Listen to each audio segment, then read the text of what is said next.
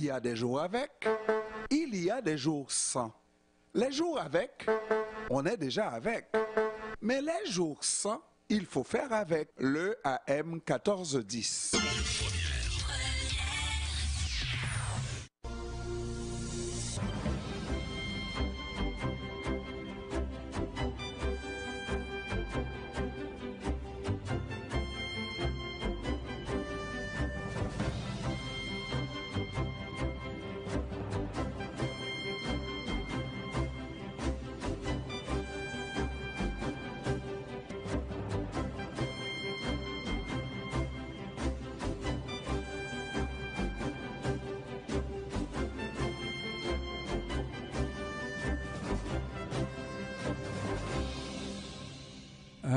Peut-être que nous allons avoir un peu de difficulté à retrouver le maire de Sutton, Robert Benoit. Il y a eu une maldonne probablement.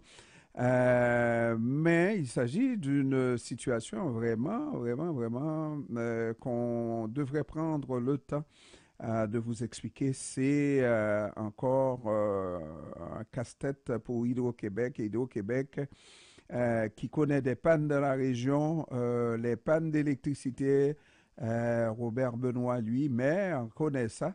En plus de subir la grogne des citoyens quand le courant flanche, il doit lui-même vivre cette situation. Ah, bon, nous l'avons avec nous. Monsieur le maire, comment ça va? Monsieur Robert Benoit, ça va bien? Oui, bonjour.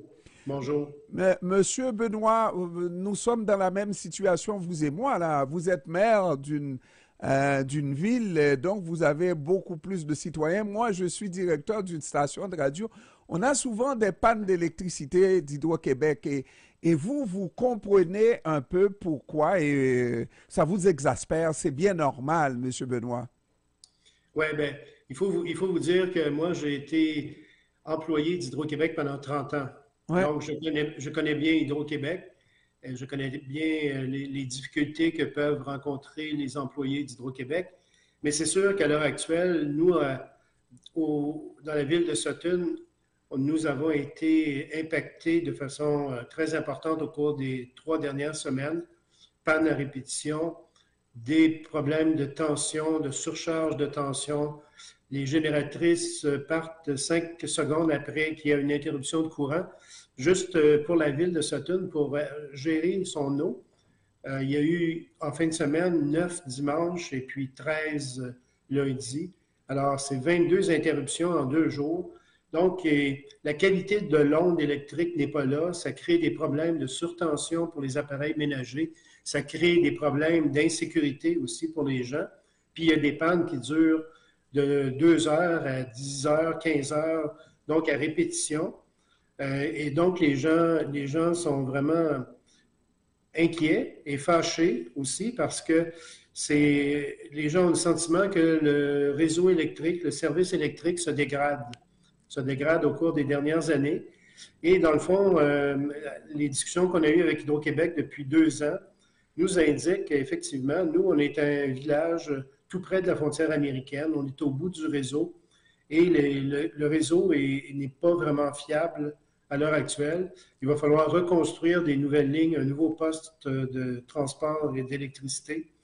Il va falloir avoir un meilleur travail au niveau de l'entretien des lignes électriques, couper beaucoup de branches et d'arbres qui tombent sur les lignes puis qui créent des pannes, des interruptions. Donc oui, on a un sérieux problème là depuis, je dirais, 2 ans. Monsieur le maire, la question de l'éloignement avec le réseau, vous êtes au bout du réseau, comme si vous étiez au bout du rouleau, monsieur le maire. Moi, je regarde Hydro-Québec qui dessert une ville états-unienne et qui dessert très bien. Et il n'y aurait pas de tel manque dans le service d'Hydro-Québec à cette ville américaine-là. Alors, il y a une explication qui ne tient pas la route. C'est le système qui est plutôt désuet, non? Oui. Mais en fait, il faut faire attention là, parce que desservir une ville américaine, c'est par une ligne de transport d'énergie. En général, les lignes sont à 735 000 volts ou à 500 000 volts. Donc, ce n'est pas un réseau de distribution avec à peu près 3 millions de kilomètres carrés. Donc, il faut faire attention à une ligne. Une ligne pour desservir les États-Unis, c'est une ligne, ça se rend directement, donc c'est beaucoup plus facile à contrôler. Ce qui ne veut pas dire, effectivement, qu'il n'y a pas des problèmes ici au Québec. Hydro-Québec est la première à reconnaître que oui, il y a des sérieux problèmes au niveau de l'entretien des lignes de transport, de distribution d'électricité. Ils n'ont pas fait suffisamment d'émondage des branches et des arbres.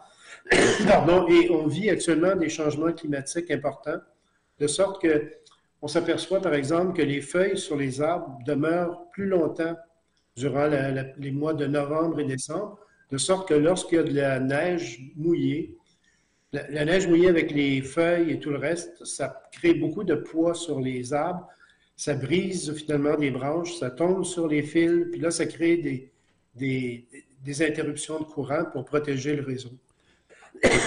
Pardon. Alors donc, c'est un problème qu'on connaît et on s'attend, parce que c'est tout un village qui est en pâtit à ce moment-là, et on s'attend à ce que Hydro-Québec fasse le nécessaire et répare tout ça tout de suite. Mais non, on parle d'un horizon pas avant 2030, là. Bien, prenez l'an dernier. L'an dernier, durant la même période, on a eu une panne le 23 décembre dernier et pour certains citoyens, ça a duré 7 jours. 7 jours sans électricité, dans des maisons froides, dans des maisons isolées même du village. Et donc, ça crée des problèmes de sécurité, surtout pour une population vieillissante. Donc, on est préoccupé que la même chose, évidemment, avec ce qu'on vient de vivre durant les 2 dernières semaines. On imagine que là, la période de Noël arrive, du Nouvel An. De plus en plus de gens arrivent de la ville pour passer les fêtes ici en campagne. Donc, les gens sont inquiets. Et le maire se croise les doigts. Le maire a dit, si vous lisez le Journal de Montréal ce matin, que le maire en a assez. Le maire trouve qu'il va falloir prendre des mesures beaucoup plus importantes. Nous avons eu une réunion avec la ministre Isabelle Charret hier ou avant-hier, avec Hydro. Et nous, on est rendu à l'étape où on est prêt à proposer à Hydro-Québec de nous-mêmes faire les travaux d'élagage des arbres et de démondage parce qu'on pense qu'on est plus près de la population, on est en meilleure posture pour faire les travaux à l'heure actuelle et être plus efficace que Hydro-Québec. Mais là, bien sûr, il faudrait qu'Hydro-Québec nous rémunère pour ce qu'on ferait, mais c'est la proposition qu'on est prêt à faire à Hydro. Et parce que ça, c'est pas... Bon, c'est quand même un travail technique, mais l'émondage, pas besoin d'être employé d'Hydro et de gagner 100 000 par année là, pour émonder des arbres. Oui, mais en fait, il faut faire attention, là, parce qu'émonder des arbres près des lignes de transport, c'est dangereux. Donc, c'est pas n'importe qui peut faire ça. Mais dans un certain nombre de cas, on en fait déjà de l'émondage parce que nous-mêmes, on entretient les routes, on entretient donc les fossés et tout le reste. Puis très souvent, on a à faire de l'émondage aux endroits où il n'y a pas de ligne de transport. Donc, il y a certains endroits qui sont faciles d'accès où ce ne serait pas problématique. En même temps, c'est sûr qu'il y a des compagnies spécialisées qui pourraient le faire, qu'on connaît très bien ici dans la région et puis qui feraient le travail de façon plus efficace. Mais Monsieur le maire, j'ai dit tout à l'heure quelque chose que vous n'avez pas relevé. Je pense on est en 2024. Si on vit un problème comme ça et récurrent, et c'est l'été comme l'hiver, là, une tempête de pluie, ben, vous êtes embourbé et vous pouvez avoir une panne. Et nous, ici à Montréal, à peu près la même chose. Hein? Le système est de moins en moins sûr, mais qu'on envisage de réparer, je dirais, pas peut-être demain, mais dans les prochains jours. Mais dans votre cas, Hydro dit qu'il faudrait attendre autour de 2030. Oui, mais pour solutionner le problème d'approvisionnement, oui, c'est vrai, c'est ce qu'on nous dit. Puis nous, on veut que ce soit plus rapide, c'est sûr. Mais on est conscient de ce que vous dites. On sait qu'il y a des problèmes à Montréal, il y a des problèmes sur la Rive-Sud, à Brossard, entre autres. On est très au courant de ça. Mais ce qu'on dit, c'est que ce problème-là d'élagage des arbres ne se réglera pas du jour au lendemain, c'est sûr. Moi, j'ai vécu à Hydro dans les années 2005. On avait coupé les budgets, justement, d'émondage des arbres pour se réveiller plusieurs années plus tard avec des problèmes de panne à répétition, ce qui est en train de se passer exactement. C'est comme si on n'avait pas appris de nos erreurs passées. Ça va prendre du temps. Ça ne se fera pas du jour au lendemain. Faire de l'émondage à l'échelle de la province de Québec, c'est des millions de dollars. Hydro est prêt à le faire, mais je pense que le président, M. Sabia, a annoncé que oui, il fallait le faire, puis il reconnaissait qu'ils n'ont pas suffisamment investi. Hydro-Québec, il va falloir le faire et ça va prendre du temps. Ça va prendre du temps pour l'émondage des arbres, mais ça va prendre du temps aussi pour construire une nouvelle ligne et un nouveau poste. Puis là, c'est là qu'on parle de 2030. Alors, dernière question, Monsieur le maire. Il s'agit quand même d'un village qui s'appelle Sutton. C'est pas des millions d'habitants qui y vivent. Et avec des problèmes d'électricité, ça devient un village-village, là, n'est-ce pas? Et ça risque de faire fuir vos résidents, hein, ou en tout cas quelques-uns. Oui, mais on est un village, mais il faut dire qu'il y a 10 000 personnes à Sutton. Donc, il y a 5 000 personnes qui vivent de façon permanente, puis il y a 5 000 autres qui viennent les fins de semaine, essentiellement pour faire du ski au Mont-Sutton. Mais quand on a une panne d'électricité, le Mont-Sutton ne peut pas faire de neige, ne peut pas utiliser donc ces installations, puis ça déçoit les skieurs, puis effectivement, les gens risquent d'aller ailleurs. Alors, c'est pour ça que nous, on met la pression sur Hydro-Québec pour dire il va falloir que vous répariez le plus rapidement possible votre réseau. Parce que ça serait pas drôle que vous passiez à l'histoire comme ayant été le dernier maire de Sutton. Il n'y a pas d'inquiétude de ce côté-là parce que Sutton est un village absolument extraordinaire. Et même s'il n'y avait pas le ski, puis Dieu soit loué que ça n'arrive pas, même s'il n'y avait pas de ski, les gens viendraient quand même à Sutton parce qu'on a une qualité de vie exceptionnelle.